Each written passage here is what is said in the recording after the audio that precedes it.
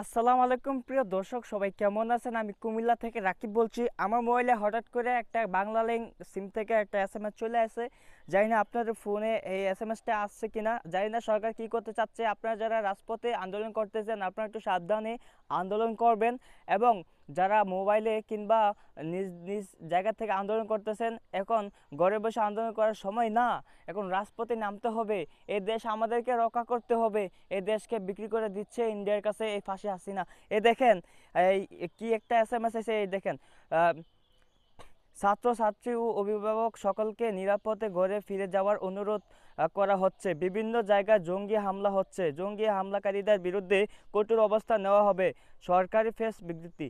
তো আপনারা সবাই এই দেখেন, আমার স্ক্রিনে কিন্তু দেখছেন। অবশ্যই আপনাদের ফোনে এসএমএসটি কার কার আইসে অবশ্যই কমেন্টস করে জানাতে ভুলবেন না।